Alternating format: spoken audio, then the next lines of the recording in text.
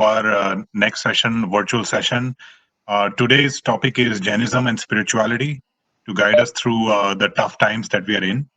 And Samni Sanmati Pragyaji and Samni Jayant Pragyaji, they are at Dr. Sunil Achalya's house, and they have graciously offered to lead this WebEx session for all of us to benefit from their pravachan today. And if we cannot go outward, then we go inward and help us through these tough times. I'm going to pass it on to Dr. Sunil Achalya soon, but the agenda today is Samniji will give a discourse. If you have any questions, please either remember them towards the end, or you can type them in the chat window, and Sunilji will take a look at those questions, and Samniji will answer them for you. We are going to mute everyone, like Ketan said, so that the noise level is minimized. And that's it. That's the agenda for today. So welcome everyone again. And Sunilji, I'll pass it on to you. Thank you. Thank you. Can you all hear me? Yes. Yes? Yes. Okay. So let me introduce both the Samnijis. Samani Sanmati Pragyaji, whom you are seeing in the picture, took Diksha approximately 30 years ago by Acharya Sri Tulsi. She has done masters in Sanskrit from University of Ajmer, and she has also done 2 more masters after that. She has extensively traveled several places in United States, Asia, Europe, Burma, Singapore, Japan, etc. She is fluent in several languages, but not Gujarati. She is expert in therapeutic mantra healing, and she has done various presentations by mixing poetry. She's a singer, she sings very well. And in 1998, she went to Vatican City to meet Pope. She has also conducted prayer assembly in Ohio State. The other Samniji, Jayanti Pragyaji, also got initiated around that time 30 years ago. Interestingly, 15 of her family members got initiated as monks and nuns. She's done masters in non-violence and peace and research.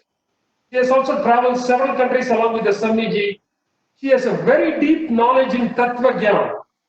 Once people heard the Samniji are going to stay in our house, we got a call from several other Samniji saying that please ask them about Tattva Gyan. They are expert, make use of it. We have done it, we have learned Pachis Bol, and we are doing Agam Swadhyay Bhagavati at this point in time. If anybody wants to join, I will send a link in the evening. With this information, I'm going to hand over back to respected Samani Sanmati Pragyaji.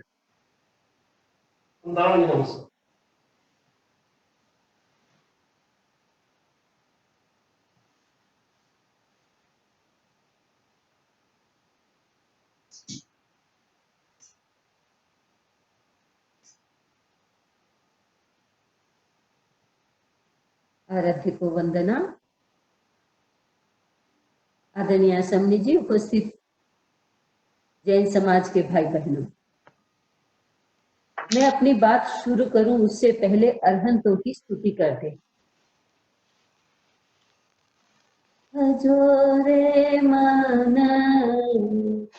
Arihant Arihant नाम, अजोरे मन अरिहंत अरिहंत नाम, तार घन घाती कर्म घपाकर, आत्म गुणों की ज्योति जलाकर,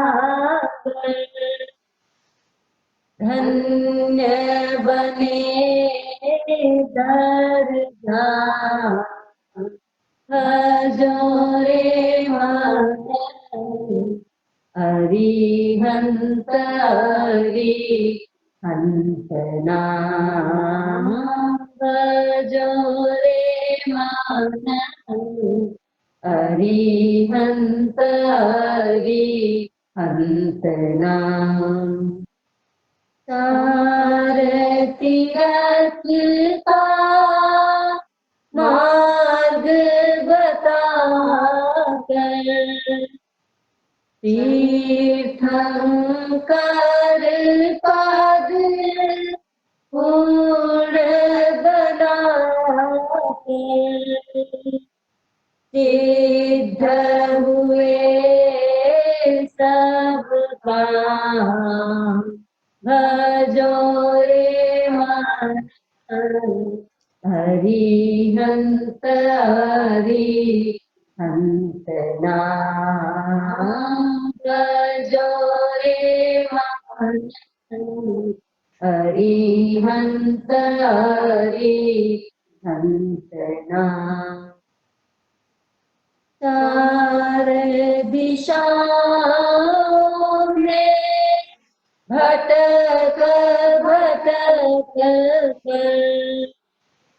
चार दिशाओं में भटक भटक कर रिश्तों में नातों में अटक अटक कर आप आए हैं तेरे धाम भजो रे मन हरिहंत हरिहंत नाम भजो रे मन हरिहंत हरिहंत नाम सार गतियों की चलती है चाकी परम गति पाए परम पिता की बोधि मिले भजो रे मन हरिहंत हरिहंत नाम भजो रे मन हरिहंत हरिहंत नाम भजो रे मन हरिहंत हरिहंत नाम। अरहंतों की स्तुति के पश्चात मैं आज के विषय पे बात कर रही हूँ। यद्यपि जैसा डॉक्टर साहब ने बताया कि हमको गुजराती नहीं आती, गुजराती बातचीत कर लेते हैं, लेकिन जब प्रवचन की बात आती है तो गुजराती में देना मुश्किल हो जाता है। तो हो सकता है कि कभी मैं ये कोशिश करूं कि गुजराती में भी मैं प्रवचन दे सकूं। मैं अपनी बात एक कहानी से शुरू कर रही हूं। शिष्य ने गुरु से पूछा, गुरुदेव जीवन क्या है? गुरु ने कहा, लो एक कहानी सुनो। कहानी यूं थी कि एक व्यक्ति जंगल से गुजर रहा था। उसने एक दृश्य देखा। उसने देखा एक पेड़ है, पेड़ के पास एक कुआं है, पेड़ की डाली से एक आदमी लटक रहा है। ये कहानी आप भी जानते होंगे, आपने इसको पिक्चर में देखा होगा, एक फोटो में। पेड़ की डाली से एक इंसान लटक रहा है। उसी डाली को एक सफेद और काला चूहा काट रहे हैं। एक बड़ा सा हाथी उस पेड़ के तने को पकड़ करके गिराने की कोशिश कर रहा है। और वो लटकता हुआ आदमी जिसके नीचे एकदम कुआं है, उसमें से अजगर मुंह खोले हुए खड़े हैं। ऐसी विपरीत परिस्थिति है, लेकिन आदमी वहीं लटकना चाहता है। क्यों? क्योंकि वहां एक मधुमक्खियों का छत्ता है और उस छत्ते में शहद भरा हुआ है और संयोग से इतना शहद है कि वो चू करके टप टप करके बूंद बूंद करके नीचे गिर रहा है। आदमी उस बूंद को अपने मुंह में ले रहा और वो शहद इतना स्वादिष्ट है कि एक इंसान जो मृत्यु के कुएं में एकदम खतरे में लटक रहा है, फिर भी वो उस आनंद को छोड़ना नहीं चाहता। इतने में वो आदमी देखता है जो जंगल से गुजर रहा था कि एक विमान आया। विमान में एक देवता था और उसने कहा, आओ भाई मैं तुम्हें बचा लेता। लेकिन वो कह रहा है, एक बूंद और। एक बूंद के बाद फिर कहा, आओ भाई मैं तुम्हें ले चलता हूं। उस आदमी ने कहा, एक बूंद और। कहानी खत्म हो गई। शिष्य ने गुरु से पूछा, गुरुदेव इस कहानी का अर्थ क्या है? गुरु ने कहा, नहीं समझे? ये कहानी जीवन का दर्शन है, जीवन को झलकाती। जो तुम इस हाथी को देख रहे थे इस कहानी में, वो हाथी महाकाल है। मगरमच्छ जो कुएं में थे, अजगर जो कुएं में था, वह मृत्यु है।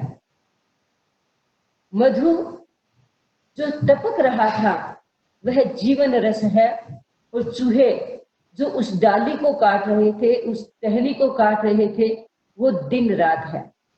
कहानी जैन लोगों के लिए नई नहीं, लेकिन गुरु ने कहा कि ये जीवन रस जिसमें आदमी अटका हुआ है, उसके चारों ओर विपरीत परिस्थितियां हैं, लेकिन इंसान मदहोश होकर के, बेहोश होकर के, आसक्त होकर के उस मधु के रस में अटका हुआ।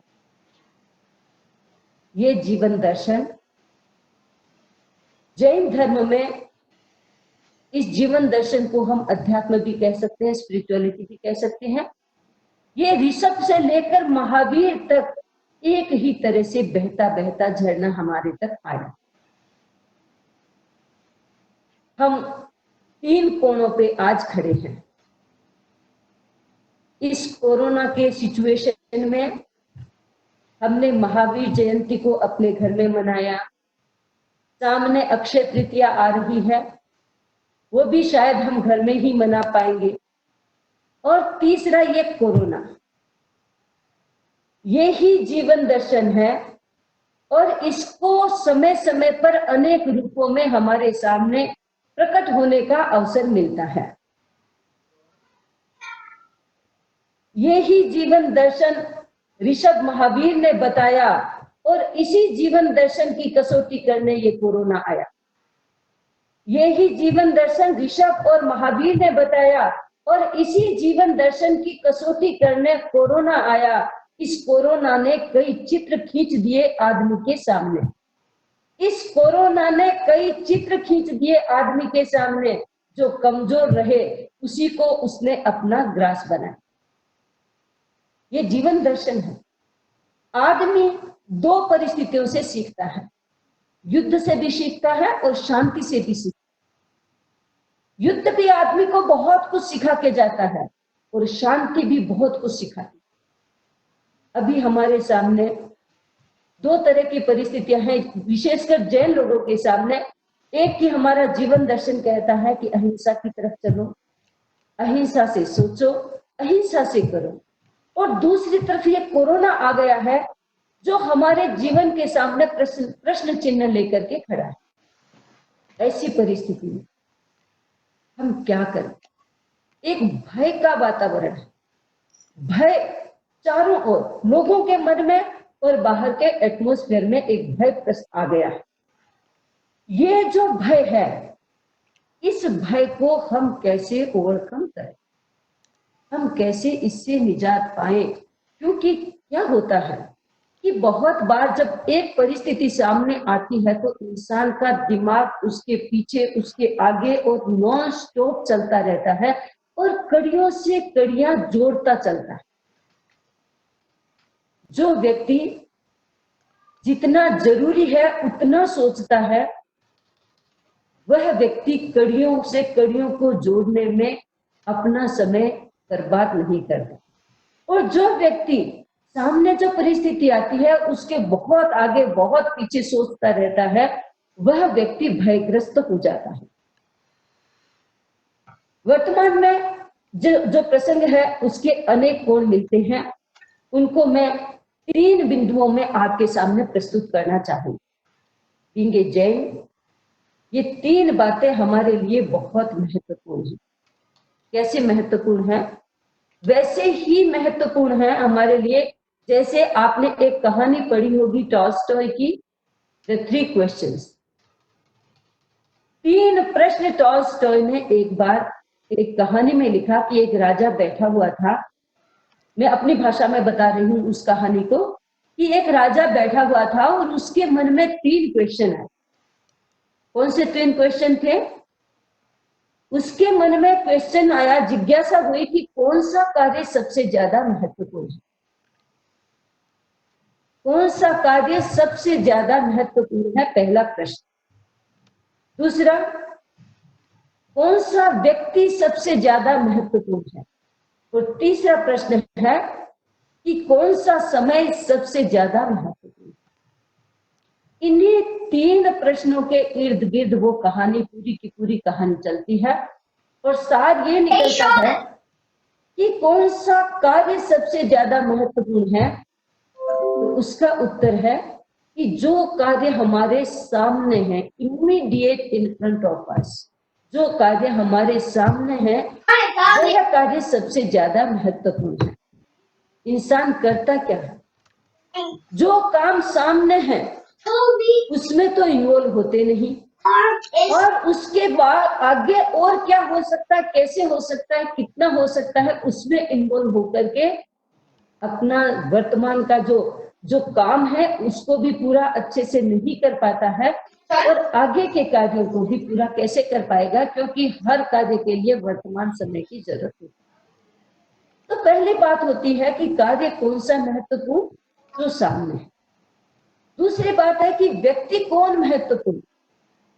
तो व्यक्ति जो हमारे इमीडिएट साथ में है, हमारे साथ में जो व्यक्ति है वो हमारे लिए महत्वपूर्ण होती है। आदमी जिनके साथ रहता है उनके बारे में बहुत बार नहीं सोचता, और बहुत बार एक्सटेंशन के बारे में सोच लेता है। जब घर पे होता है तो ऑफिस के बारे में सोचेगा, और जब ऑफिस में होता है तो घर के बारे में सोचेगा। जब बच्चे आसपास होते हैं तो उनकी स्कूल के बारे में सोचेगा, उनके आगे के प्लान करेगा, सब कुछ करेगा। और जब उनकी प्लानिंग का टाइम होता है तो बच्चे उसको पास चाहिए होते हैं। ये एक बहुत बड़ी विडंबना होती है। तो सबसे महत्वपूर्ण व्यक्ति कौन, जो उस समय हमारे साथ है। और तीसरी बात कि सबसे उत्तम समय कौन सा, प्रेजेंट, वर्तमान। जो व्यक्ति वर्तमान की इंपॉर्टेंस सीख लेता है, जान लेता है, समझ लेता है, वह व्यक्ति किसी भी परिस्थिति में अपने आप को खुश रख सकता है, सुरक्षित रख सकता है और आनंद से रख सकता है। ये कहानी बहुत महत्वपूर्ण है। मैं भी आपको इस प्रसंग में 3 ही बातें बताऊंगी कि जैन धर्म की स्पिरिचुअलिटी क्या है, जो हमारे डे टू डे लाइफ में बहुत काम की होती है, और उससे जुड़ी हुई बात और क्या है जो हमारे जीवन को सुरक्षित रखती है और विकासमान रखती है। पहली बात है अहिंसा, जो आप जानते हैं, क्योंकि जैन धर्म अहिंसा से पहचाना जाता है। जैन धर्म का सारांश क्या है? अहिंसा। साधना क्या है? अहिंसा। कई बार लोग क्वेश्चन करते हैं कि ये अहिंसा नकारात्मक क्यों है, नहीं करना, नहीं करना, नहीं करना, नकारात्मक क्यों? तो जैन धर्म का जो अध्यात्म है दो गतियों में चलता है। एक गति है नहीं करना और दूसरी गति है करना। जो नहीं करना है वो है हिंसा। हिंसा नहीं करना मतलब अहिंसा। और जो करना है वो क्या है? वो है संयम और तप। ये अध्यात्म के 3 दृष्टिकोण हो जाते हैं। जैन धर्म के 3 दृष्टिकोण, अध्यात्म के 3 दृष्टिकोण जो हमारे संपूर्ण जीवन को, हमारे पूरे के पूरे जीवन को हैंडल करते हैं। हमें नॉन वायलेंस को समझना है, वो आप समझते हैं, क्योंकि उसका डिटेल में ज्यादा नहीं करना चाहती कि हम अहिंसक कैसे रहें। आज की परिस्थिति में, मैं कोरोना की परिस्थिति में आपको थोड़ा सा इंडिकेशन देना चाहूंगी कि आज पूरा वर्ल्ड कोरोना जहां से शुरू हुआ है उसको कोस रहा है, और अपने अपने मन से कहानियां या जो इंफॉर्मेशन उपलब्ध होती है उन इंफॉर्मेशन से लेकर के, और एक प्रकार का द्वेष भाव भीतर में पाल रहा है। बात तो सही है, समझ में आती है, और ये जनरल बात है कि कोई भी इंसान या कोई भी देश से, कहीं भी कुछ भी जगह से ऐसी परिस्थिति संसार के सामने आती है, ऐसी क्रिटिकल सिचुएशन, तो हिंसा के भाव, द्वेष के भाव और उनके प्रति एंगर, उनके प्रति जो भी ऐसे निगेटिव भाव आते हैं वो आदमी के दिमाग में आने स्वाभाविक हैं। लेकिन हमारे सामने तो एक सुंदर दर्पण है। वो दर्पण है वीतरागता का, अहिंसा का। जो परिस्थिति आई उसे देखे, उसे समझे, जहां से शुरू हुई, चाहे जानबूझ के शुरू हुई, चाहे एक्सीडेंटल शुरू हुई, लेकिन हम उनके प्रति संवेदना रखें कि भगवान, तीर्थंकर देव या कुदरत सबको सद्बुद्धि दे, ताकि ऐसी परिस्थितियां इस संसार में पैदा ना हो।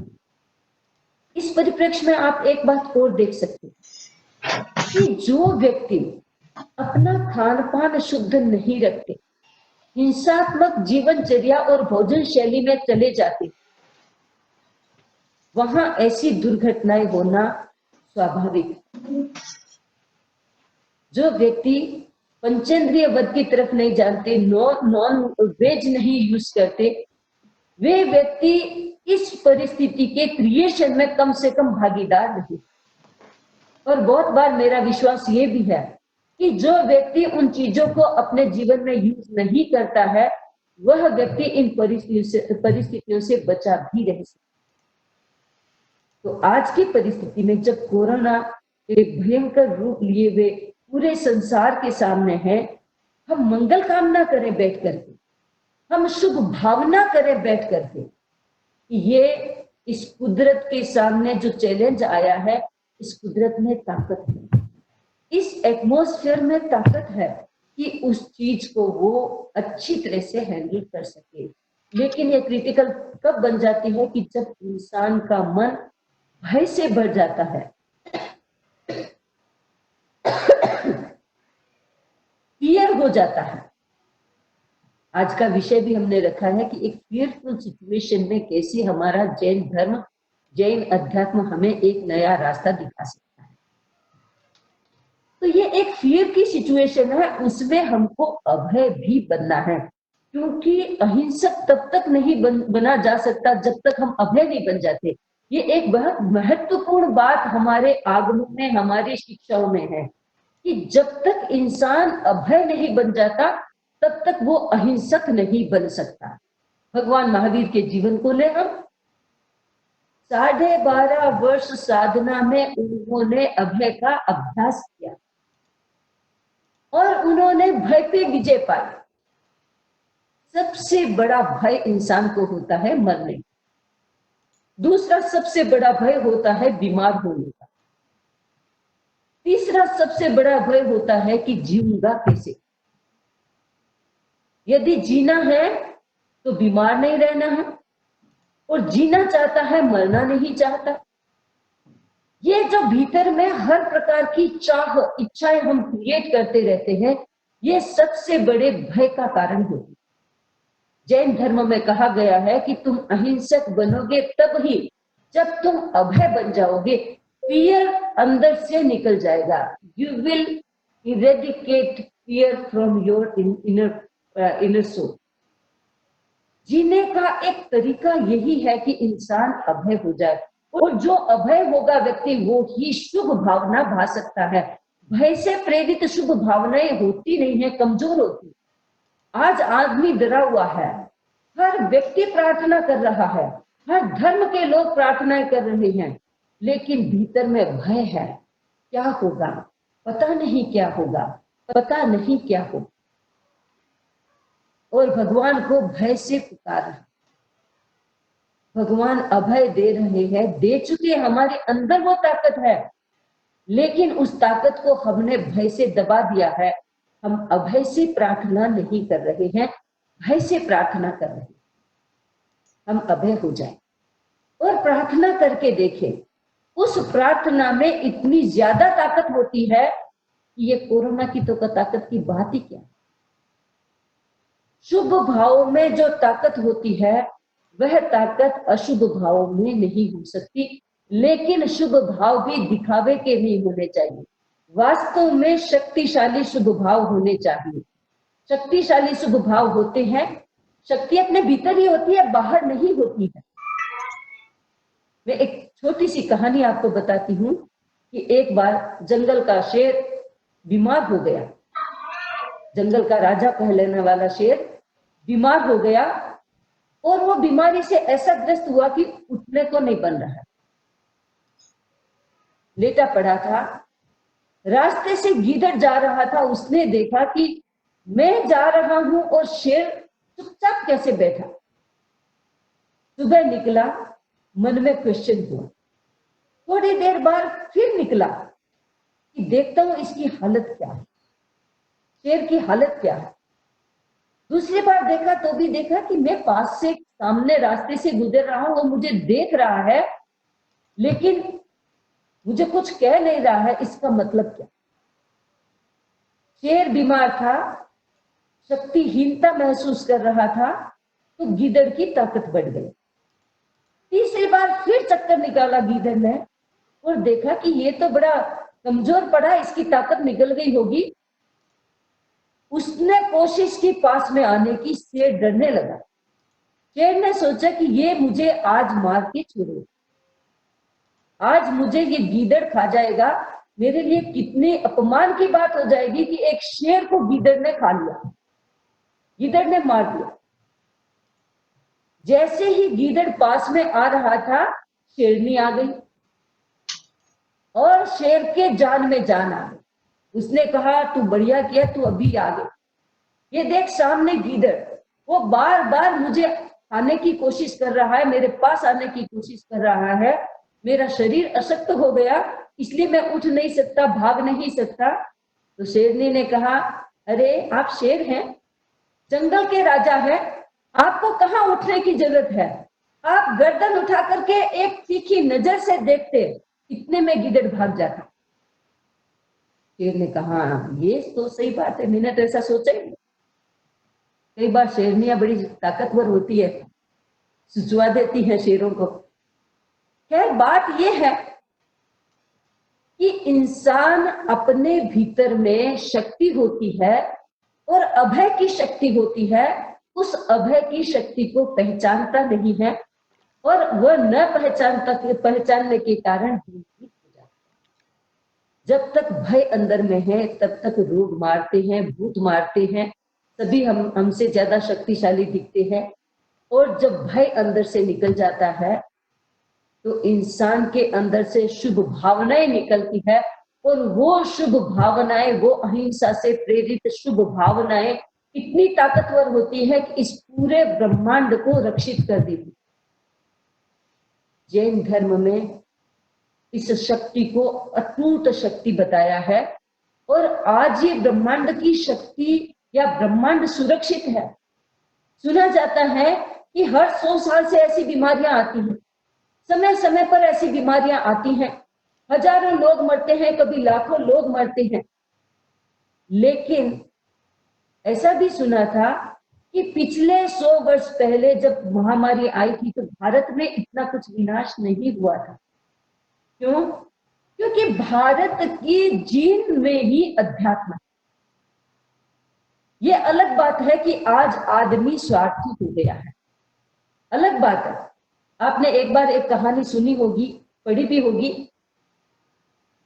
कि एक इंसान कारोबार ठप हो गया, तो उसने सोचा कि मैं क्या करूं, अब बिना कमाई बिना खाए तो रहा नहीं जा सकता, आजकल बंद पड़ा है, भारत में भी लोग सोचते हैं। और एक पॉजिटिव बात बताती हूँ प्रसंग में पहले, कि भारत के कई लोगों से विचार विमर्श करने का मौका मिला, अवसर मिला, तो वो लोग खुश हैं कि चलो बंद है कोई बात नहीं, पॉजिटिव चीजें देख रहे हैं। लेकिन एक चिंता सबको है, सभी देशों में एक चिंता है कि यदि व्यापार बिजनेस ऐसे ही ठप हो गया तो क्या हो। तो उस इंसान ने सोचा कि मेरी जॉब भी नहीं है, मुझे कुछ बिजनेस करना चाहिए, तो मैं क्या करूं। तो उसने सोचा कि आजकल कोरोना का वातावरण है, तो वैद्य बन जाऊं, इस वातावरण में मेरी दवाई चलेगी, और मैं ये कह दूंगा कि ये कोरोना का 6 मिनट में सर्वनाश करता है, तो मेरी दवाई चल पड़ेगी। तो उसने सोचा कि कोरोना का वातावरण है, दवाई लेके बैठते हैं, और केवल एक कोरोना के लिए नहीं, अभी लोग बीमार तो सब तरह के होते ही हैं, केवल कोरोना से तो नहीं होंगे। तो उसने एक बड़ा नेम प्लेट लगा दिया दुकान के सामने और कह दिया कि सब रोगों की दवा, 500 रुपए फीस, यदि रोग ठीक हुआ तो 500 रुपए देने, वरना 1000 रुपए लेकर के घर जाने। जब कोई डॉक्टर इतनी इंपोर्टेंट बात कह देता है, इतनी स्ट्रांगली बात कह देता है, तो लोग भागते आते हैं। एक इंसान ने सोचा, रे इस माहौल में भी जब बिजनेस सबके बंद पड़े हैं और इसके पास इतनी बड़ी दुकान है और ये अपना बिजनेस चला रहा है, तो इससे मुझे भी बिजनेस कर लेना चाहिए। आदमी का दिमाग, तो वो इंसान उसके पास आया,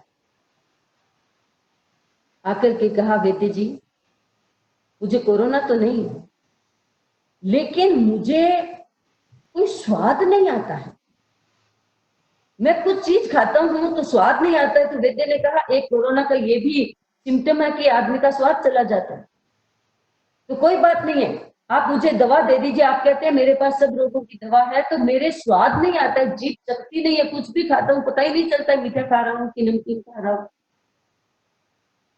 तो उसने अपने नौकर से कहा, रामू 3 नंबर की दवाई लाना। 3 नंबर की दवाई लाया, उसके जीभ पे 2 ड्रॉप डाला, और उसने कहा, ये क्या दे रहे हो, ये तो पेट्रोल है। वैद्य ने कहा, देखिए साहब, आपकी जीभ का स्वाद वापिस आ गया, आप बधाई है आपको, आपकी बीमारी ठीक हो गई, आप घर जाइए। घर पे आया, उसने सोचा कि अरे मैंने तो बिना मतलब के 500 रुपए खर्च कर दिए, ये 500 रुपए मुझे 1000 बना करके लाने हैं, लेकिन अभी जाऊंगा तो मर जाऊंगा। तो सोचा कि ये फरवरी महीने में हुआ है, तो मार्च महीने में जाऊंगा, इतने में तो हजारों लोग वहां आ जाएंगे, उसके बाद कौन किसको पहचानेगा, और मास्क लगा के जाऊंगा तो वैसे भी कोई पहचानेगा नहीं। कोई बात नहीं, अब थोड़ा टाइम बीता और वापस गया वैद्य के पास, और जाकर के कहा, वैद्य जी मेरी बड़ी प्रॉब्लम है। क्या बात है? कि मुझे ना दिखाई नहीं देता है, अच्छे से दिखाई नहीं देता है। तो भाई ठीक है, दिखाई नहीं देता, और भी कोई सिम्टम है क्या? तो उसने कहा, सिम्टम ये भी है कि मुझे याद नहीं रहता। तो वैद्य ने सोचा कि चलो दिखाई नहीं देता उसको छोड़ो, पहले याद नहीं रहता उसको कर देते इलाज। तो उसने कहा, चलो पहले तुम्हारा इलाज करते, तुम्हें याद नहीं रहता है उसका इलाज कर देते। हाँ कोई बात, कर दीजिए, दोनों का करवाना है, कोई भी कर दीजिए।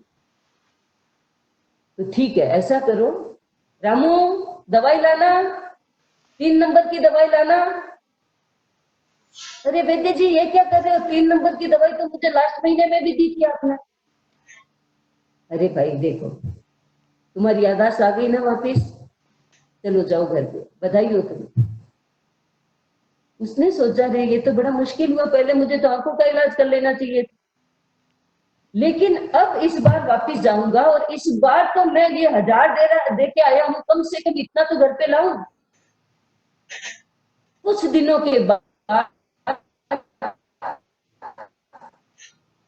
वो वैद्य के पास गया, तो कहा वैद्य जी मैं वही व्यक्ति हूँ। अरे भाई क्या हुआ, तेरी याददाश्त तो आ गई वापस? हाँ याददाश्त आ गई, लेकिन आपको पता है आपने मुझे जो आंख की मेरी प्रॉब्लम थी, मुझे दिखता नहीं है, अब तो और धीरे धीरे कम दिखना शुरू हो गया, कुछ भी नहीं दिखता। अच्छा तुम्हें दिखता नहीं है, तो भाई इसकी दवाई तो मेरे पास नहीं। अब वो व्यक्ति अंदर से खुश हो रहा है कि आज तो 1000 लेके जाऊंगा घर पे। उसने क्या किया कि देखो भाई आज मैं हाथ जोड़ता हूँ, ये आंख की दवाई मेरे पास बिल्कुल नहीं है, इसका इलाज बिल्कुल नहीं है, इसका तो तुम्हें कोई आई स्पेशलिस्ट के पास जाना पड़ेगा, तो ले तेरा वापस पैसा, तेरा वापस ले जा। अरे वैद्य जी आप 500 के दिए 1000 देंगे ना? अरे भाई पैसा लेके जाते।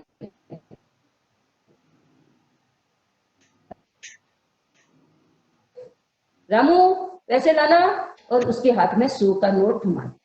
उसने कहा वैद्य जी ये क्या, ये तो 100 का नोट है, आप 1000 देने वाले थे।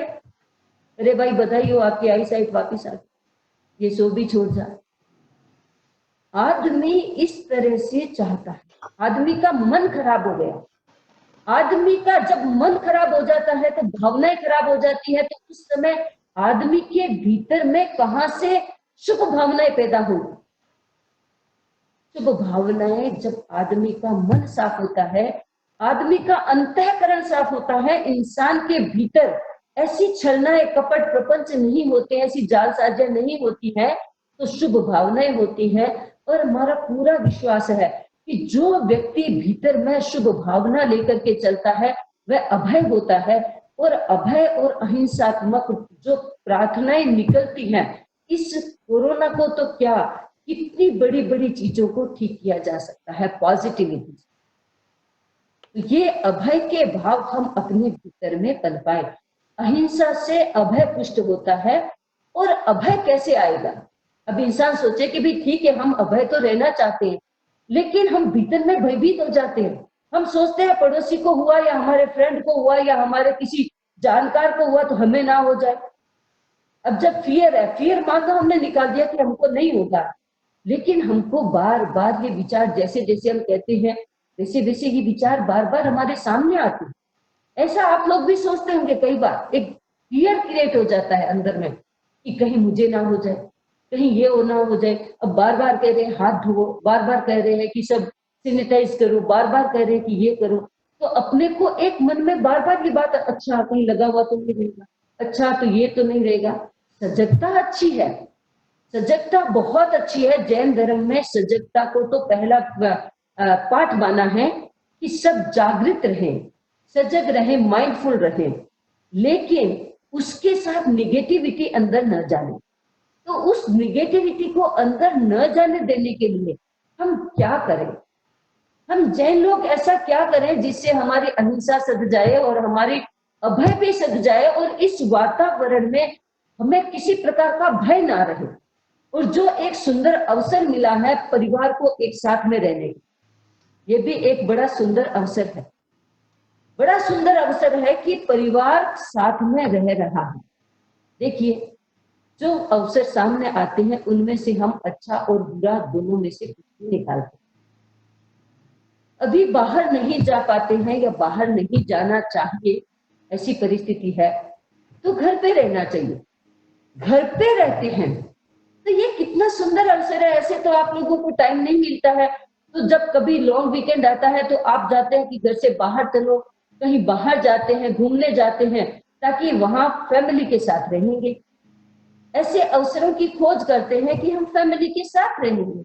अभी आप फैमिली के साथ हैं और आप चल रहे हैं, फैमिली के साथ रह रहे हैं, तो कितनी अच्छी बात है, कितनी अपॉर्चुनिटीज है कि आप फैमिली के साथ रह करके आप अपने समय को कितना बढ़िया उपयोग कर सकते हैं, कितना बढ़िया तरीके से उपयोग कर सकते हैं।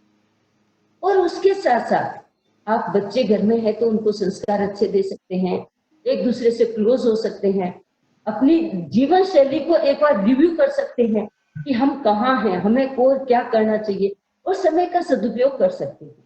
तो जो एक भय है भीतर, उस भय को निकालने का एक सुंदर तरीका है समर्पण।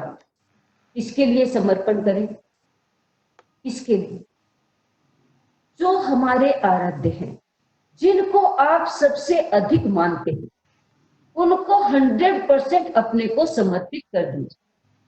तो मैं अपनी बात बताऊं, हम लोग बच्चे थे तो हमारे पहले गुरु का नाम है आचार्य भिक्षु।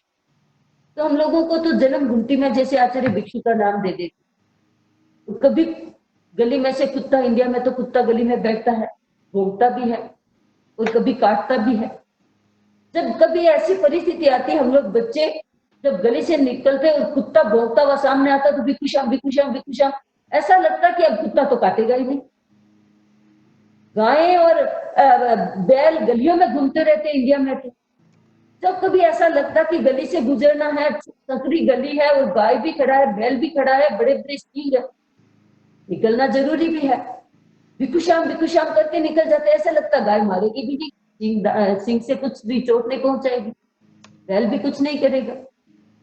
तो ये ऐसा आपके साथ भी है। सभी जैनियों के पास अपनी एक श्रद्धा का आस्थान है, अपना एक ऐसे जगह सबके पास है, यदि नहीं है तो बना ले। और वैज्ञानिक युग में भी ये आस्था बहुत जरूरी है। मैं आपको एक इंसिडेंस बताती हूँ कि एक बार हम सेंटर में थे, यही अमेरिका में थे, तो किसी अलग टाउन से एक डॉक्टर का हमारे पास फोन आया और उसने कहा, सन्नी जी आज एक घटना हुई मेरे साथ कि उस डॉक्टर जो रेडियोलॉजिस्ट थी, उसने कहा कि मुझे एक डॉक्टर ने कॉल किया और एक लेडी को, यहाँ की लोकल लेडी को मेरे पास भेजा और कहा कि इसको कोई टेम्पल है तो वहां ले जाओ। मैंने कहा अमेरिकन लोग टेम्पल में क्यों? तो उन्होंने बताया कि डॉक्टर ने उसको सजेस्ट किया कि उसकी बीमारी के लिए उसको आध्यात्मिक वातावरण की जरूरत। तो ये ताकत इतनी होती है कि विज्ञान अपने आप में बहुत ताकतवर है, बहुत ताकतवर है, लेकिन अध्यात्म उससे ज्यादा ताकतवर। हमारी श्रद्धा मजबूत होनी चाहिए। अध्यात्म को, विज्ञान को जिए आप, उसका उपयोग करें आप, अच्छे से करें आप। आचार्य महाप्रज्ञ जी कहते थे कि विज्ञान और अध्यात्म एक दूसरे के पूरक है, एक दूसरे को काटने वाले नहीं है। अध्यात्म की ताकत को उजागर करने के लिए विज्ञान सहायक बनता है और विज्ञान को उपयोग करके अध्यात्म लोगों के गले तक उतरता है। ये अध्यात्म की ताकत बियॉन्ड साइंस है, हमें दिखती नहीं, हम इसको चेक नहीं कर सकते। क्यों? क्योंकि ये अनुभव से निकली हुई चीज है, किसी मशीन से, किसी लैब से निकली हुई चीज नहीं है। लैब से तो कोरोना निकला है तो उसको आप चेक कर सकते हैं, लेकिन लैब से केवल ज्ञान लैब से नहीं निकला, अनुभव से नहीं निकला, इसलिए आप उसको चेक नहीं कर सकते। बड़ी बात यही है, जो अनुभव से निकलता है उसको चेक नहीं किया जा सकता, उसको लैब तक नहीं ले जाया जा सकता, और जो लैब से निकलता है उसको अध्यात्म की बात नहीं समझ आती। हम सौभाग्यशाली है कि हमारे पास साइंस भी है और हमारे पास अध्यात्म भी है। और जिसके पास अध्यात्म की शक्ति होती है, जिसके पास समर्पण की शक्ति होती है, अब किसी को यदि कोई देवता, किसी तीर्थंकर, किसी डायटी, किसी को नहीं मानना है तो अपनी आत्मा के प्रति समर्पित हो जाए। आत्मा के प्रति भी समर्पण होना अध्यात्म है।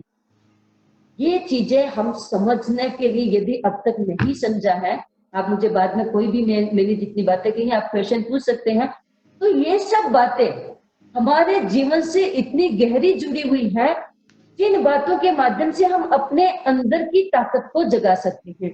अब मैं आपको 2-3 मंत्र बताती हूँ जिससे हमारे भीतर समर्पण भी पैदा होगा, जिससे हमारे भीतर अभय भी पैदा होगा।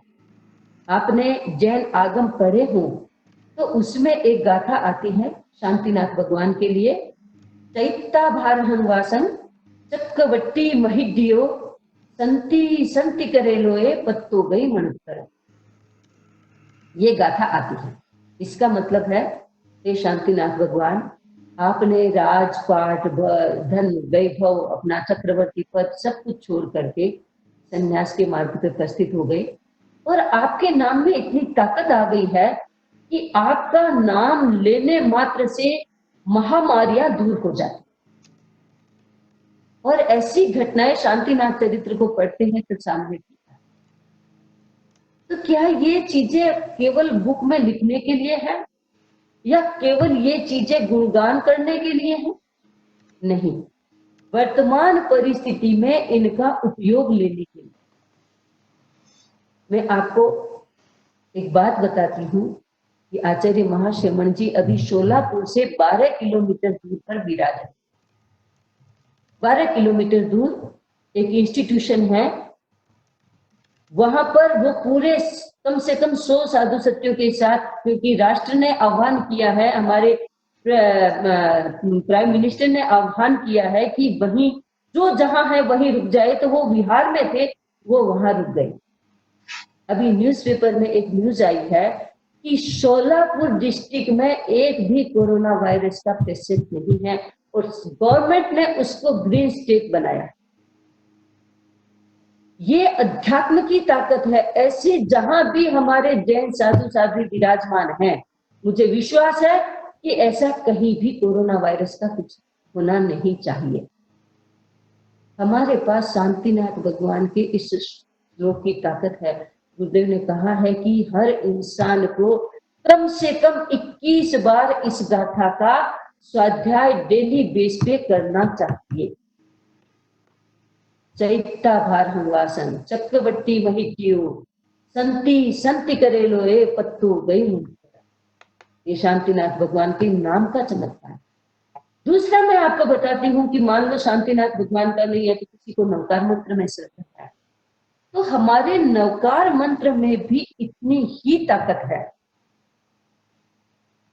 हम लोग डेली नवकार मंत्र गिनते हैं, माइंड कहीं घूमता है, विधियां आती नहीं है, इसलिए हम गिनते जाते हैं, गिनते जाते हैं, गिनते जाते हैं और हमें उनका प्रभाव इतना अनुभव में नहीं आता।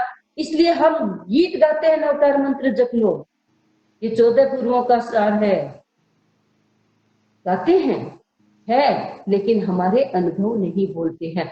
अभी राइट टाइम है कि हम इन सब चीजों को अपने जीवन में प्रयोग करके और उसी शक्ति का अनुभव करें। शक्ति का अनुभव, और शक्ति का अनुभव जरूरी है।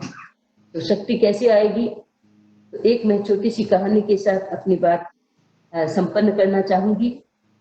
एक कहानी यूं जाती है कि मेरे सामने क्योंकि गुजराती ऑडियंस है, तो मैं गुजराती भाइयों की बुद्धिमान्यता पे मैं वो कहानी घटित कर सकती हूँ कि एक बार दो ट्रेन में सफर करते हुए एक गुजराती भाई और एक पंजाबी भाई साथ में, तो दोनों जन आमने सामने बैठे थे। पंजाबी भाई बड़ा दुरुस्त था, गुजराती भाई थोड़े से दुबले पतले थे, तो लेटे हुए थे दोनों। तो उन्होंने जब ठंडी लगने लगी तो खिड़की खुली थी, तो उन्होंने खिड़की खोलने का, खिड़की को बंद करने का कोशिश की, ट्राई किया कि खिड़की बंद कर लूं, लेकिन गुजराती भाई से हुई नहीं।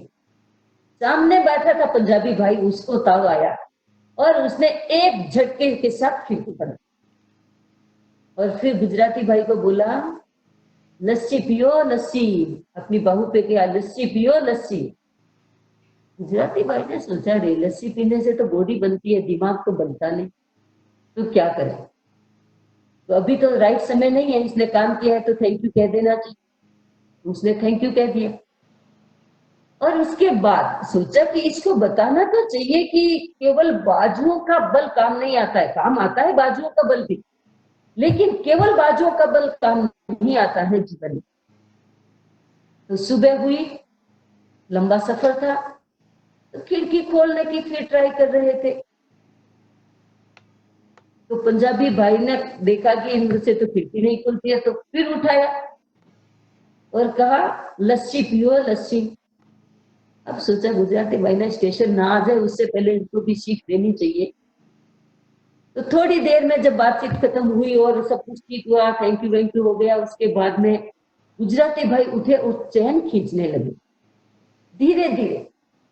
तो पंजाबी भाई ने सोचा नहीं, वो उठे एकदम ताव में आकर और ये चैन उनके हाथ से और जोर से खींच दिया। ट्रेन रुक गई, पुलिस आ गई। तो पुलिस ने कहा, किसने खींची चैन, किसने खींची?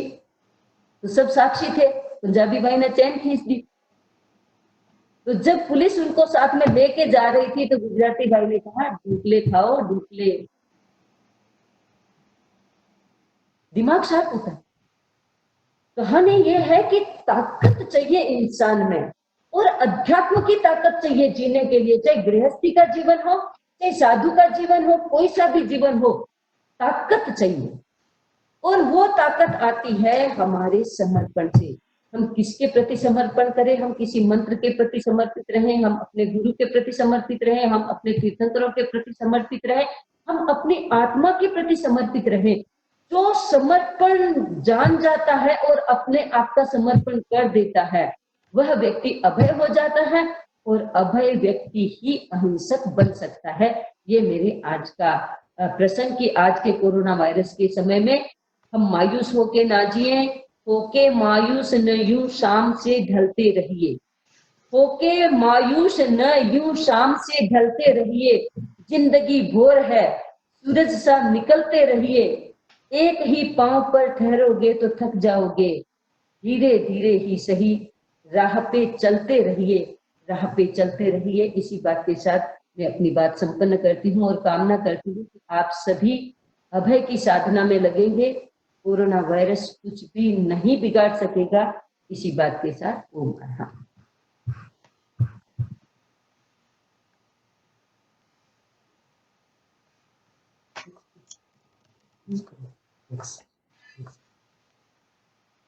वो एक्स कर लो, माउस हटा।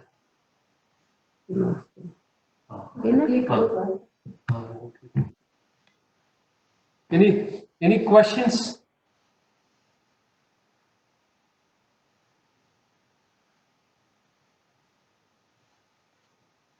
किसी को कोई तरह का क्वेश्चन है तो आप पूछ सकते हैं।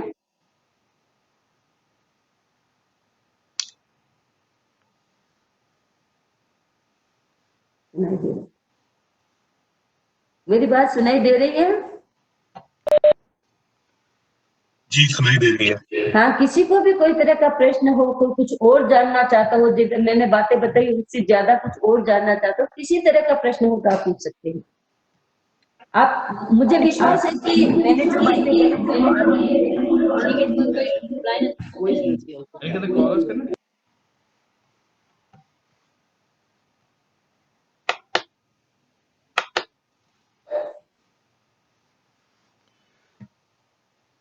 Yeah, sorry, I was trying to unmute everyone so people can ask questions. Yes, you can. Yeah, I will. So if anyone wants to ask question, please unmute yourself. I have muted everyone. When I try to unmute, it's creating a lot of feedback.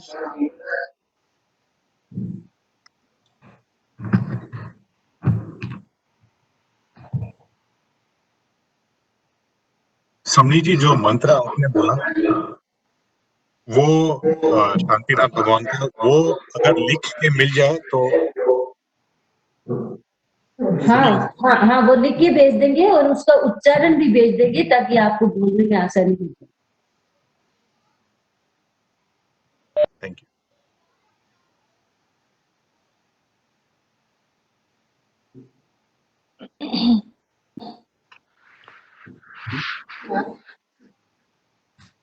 वंदा में जो आपने बताया मंत्र का वो हम पूरा नमो अरिहंताणम, नमो सिद्धाणम, नमो आर्याणम, नमो उवझायणम, नमो लोए सब सावणम, जो ऐसो पंच नमोकारो सब पावपणाशनो मंगलाणम जय सदसिंह परमम हवई मंगलम, ये पूरा थ्रू आउट एक एक जो है ये हमारे अंदर दिन भर चलता रहे कि एक पीरियड पे ही हम उसको करें, जैसे 1 घंटा बैठ के इसका जाप करें। देखिए, जो नवकार मंत्र हम जपते हैं तो एक हम माला फेरते हैं, वो एक हमारा रूटीन है। उसमें आपने बहुत बार देखा होगा कि मन किधर भी जाता है, माला किधर भी जा रही है और हमारा उच्चारण चलता रहता है। ये बहुत कम प्रभावकारी होता है, प्रभावकारी है लेकिन इसका 100% प्रभाव हम चाहते हैं तो नहीं होता है। आज कोरोना के वातावरण में मैं आपको एक नया प्रयोग बता देती हूँ कि नए प्रयोग में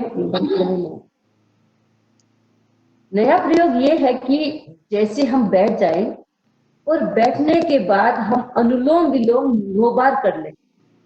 9 बार अनुलोम विलोम। अनुलोम विलोम आप लेफ्ट नोस्ट्रिल से सांस भरे, राइट से निकाले, राइट से भरे, लेफ्ट से निकाले, ये एक पूरा साइकिल हुआ। ऐसे 9 टाइम्स आप करें और 9 टाइम्स कर लेने के बाद नमो अरिहंताणम चाहे आप एक बार पढ़ें। तो कैसे पढ़ेंगे कि मेंटली पढ़े, न बोलते हुए एक श्वास लेफ्ट से श्वास भरे, मो बोलते हुए लेफ्ट राइट से श्वास निकाले, अ बोलते हुए राइट से वापिस श्वास भरे और र बोलते हुए फिर निकाले।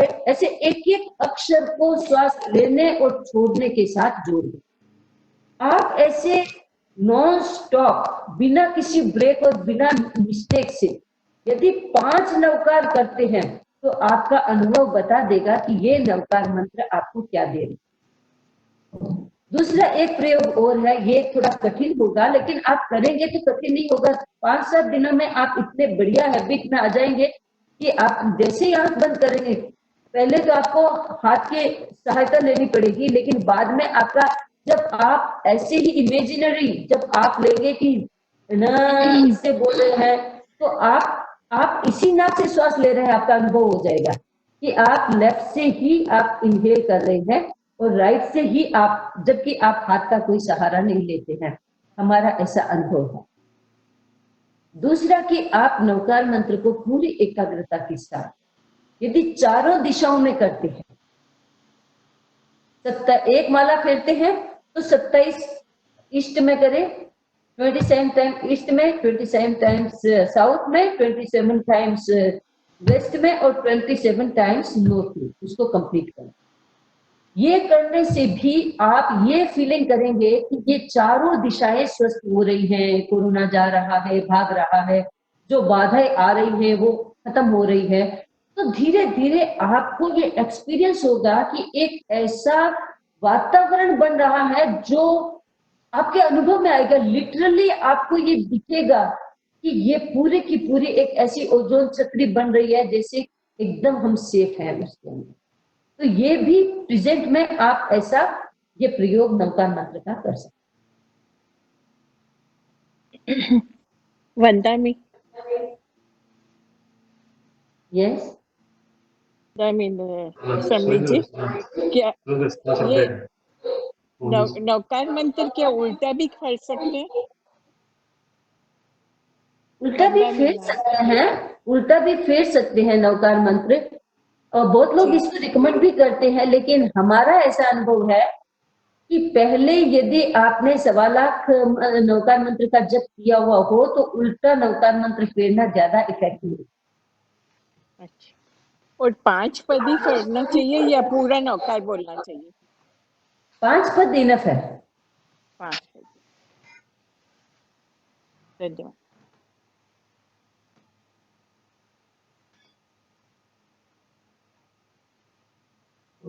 Ketan bhai or Kalpesh bhai, I'm not able to see the chat. Are there any questions on the chat?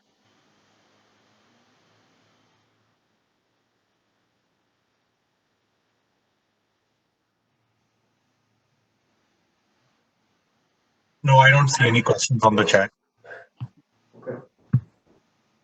What type of meditation can be done at this time? What color and what can be done? Virasha.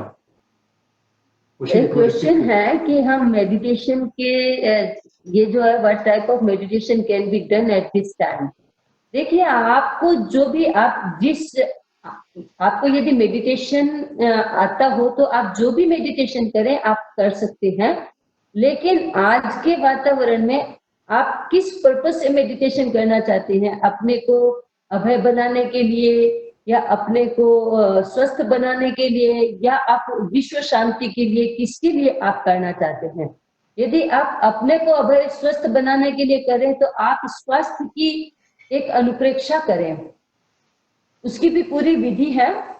और दूसरा, यदि आप विश्व शांति के लिए करना चाहें तो नेत्री की अनुप्रेक्षा करें, जिससे विश्व शांति कायम हो सकती है। आपके चारों ओर का वातावरण पॉजिटिव बन सकता है। कलर तो फिर जैसे आपने पूछा है कि कौन से कलर में आप करें, तो ये डिफरेंट हो जाएगा, आपका जो पर्पस होगा उसके साथ आपका कलर भी डिफरेंट हो जाएगा।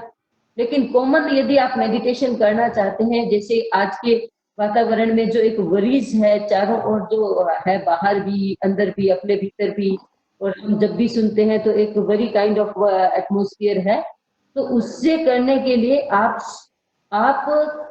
दर्शन केंद्र पर राइजिंग सन का ध्यान करें, और उस समय आप नमो सिद्धाणम को भीतर में एकदम रेड कलर में एकदम उस ब्राइट रेड कलर में देखने की कोशिश करें, तो वो ज्यादा हेल्पफुल हो सकता है।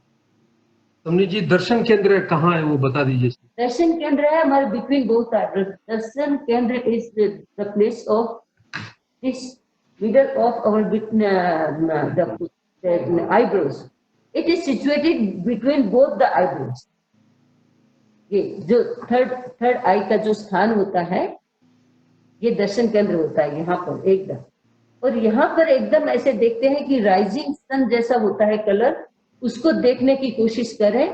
और यदि केवल रंग को देखना है तो आप रंग को भी देख सकते हैं, और यदि आप उसके साथ मंत्र भी कुछ जोड़ना चाहें तो नमो सिद्धाणम मंत्र is the best for that meditation.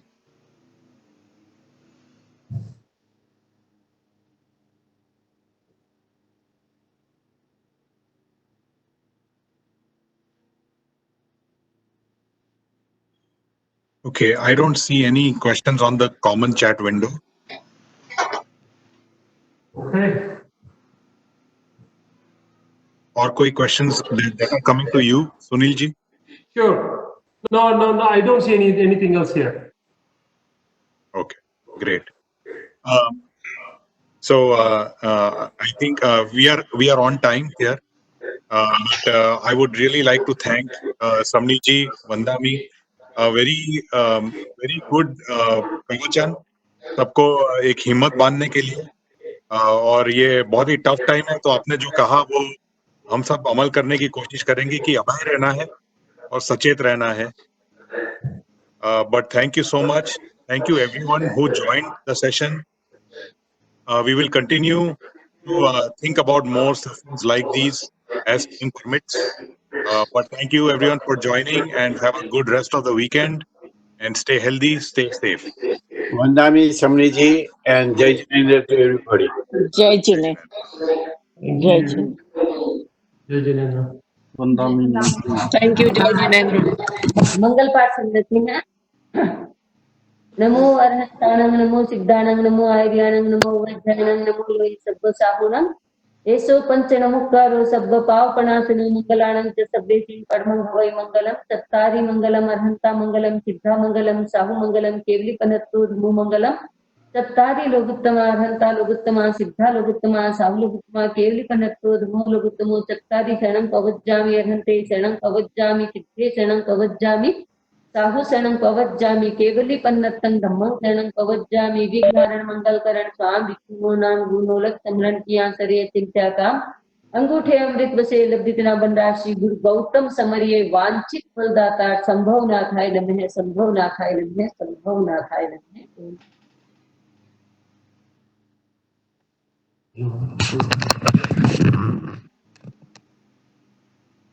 Vandami.